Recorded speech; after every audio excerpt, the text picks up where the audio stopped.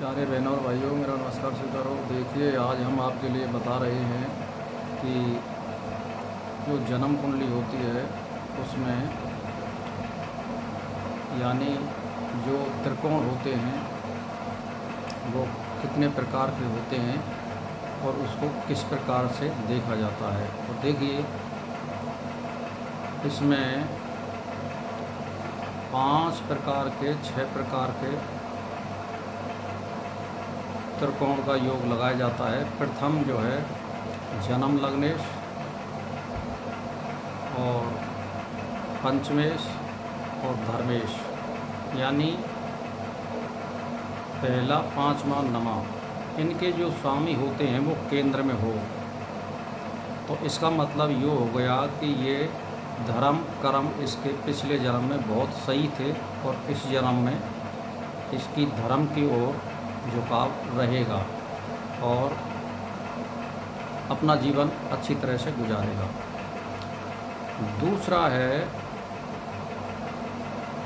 ऐश्वर्य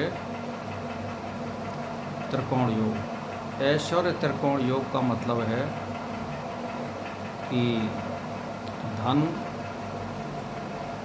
भूमि, मकान, वाहन इत्यादि, यानी सारी सुख और सुविधाएं इसको मिलती हैं पुरुषार्थ के दम पर, तो इसको कहते हैं ऐश्वर्य त्रिकोण योग। तो जैसे दशम भाव का स्वामी, द्वितीय भाव का स्वामी और षष्ठेश यानी छठे भाव का स्वामी यदि केंद्र में है तो धन और ऐश्वर्य ये जो है मिलते हैं। ये जो है टाटा जी, रतन टाटा जी की जो कुंडली है उसमें ये योग मौजूद है, धन ऐश्वर्य योग। अब है तीसरा प्रकृति त्रिकोण योग।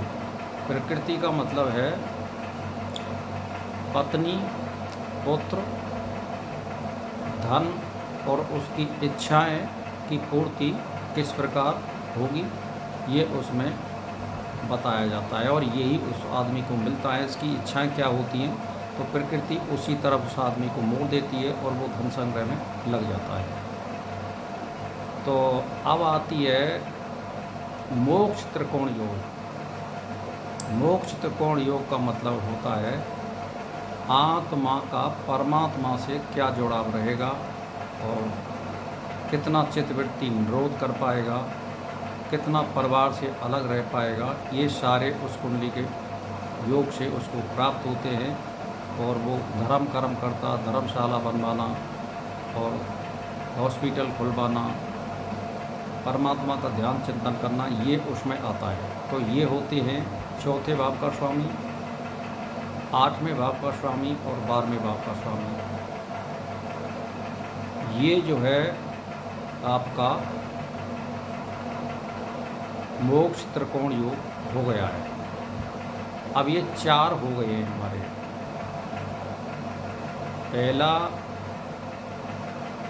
जन्म लगन वाला, पंचमेश और नवेश एक, दूसरा दशमेश, द्वितीयेश और षष्ठेश, तीसरा प्रकृति योग, 7वां, 11वां और तीसरा। अब जो है चौथा ये मोक्ष है। तो मोक्ष में जो है चौथा, 8वां और 12वां होता है। इनके स्वामी अगर केंद्र में है तो वो ये के प्रकार मनुष्य उन्नति अवश्य करेगा। एक त्रिकोण योग और बनता है, यानी तीनों लग्नों के स्वामी यदि कुंडली में केंद्र में कहीं भी बैठे हों तो वो कुंडली सशक्त योग माना जाएगा। जैसे जन्म लग्नेश और चंद्र लग्नेश और सूर्य लग्नेश, यदि ये तीनों केंद्र में कहीं भी बैठे हों तो ये कुंडली भी सशक्त मानी जाएगी और उत्तम मानी जाएगी। वो आदमी भटकेगा नहीं और कहीं ना कहीं से इन 5 योगों में से मोक्ष को छोड़ दें तो भौतिक क्षमता उसको उत्तम प्राप्त होती है। ये कुंडली देखने का एक सूत्र है। अगर इस सूत्र से आप कुंडली देखोगे तो मेरा कहने का मतलब ये है कि आप कुंडली के जो भविष्य फलादेश है वो कभी गलत नहीं जाएगा और वो आदमी उन्नति करने वाला होगा। अगर इनमें से 1 या 2 त्रिकोण योग केंद्र में होते हैं तो वो आदमी अवश्य उन्नति करता है। किसी किसी की में 3 भी मिल जाते हैं, किसी किसी की में 2 मिलते हैं, किसी में 1 मिलता है, क्योंकि 4 तो बहुत कर्रे मिलते हैं, कोई बिरली कुंडली होगी जिसमें मिलेंगे, लेकिन 3 या 2 मिल जाते हैं। तो भाई और बहनों, ये मैं आपके लिए किसी दूसरी जगह से वीडियो बना रहा हूँ। मैं कहीं अपने आश्रम से बाहर हूँ और मुझे किसी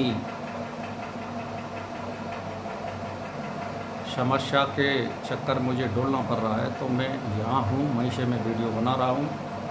और बस इतना ही कहना चाहता हूँ कि आप इस कुंडली पे ध्यान दें और अपने ग्राहकों को या व्यूज वालों को या आपके पास जो आता है उसका सटीक फलादेश आप बता सकते हैं इसके माध्यम से।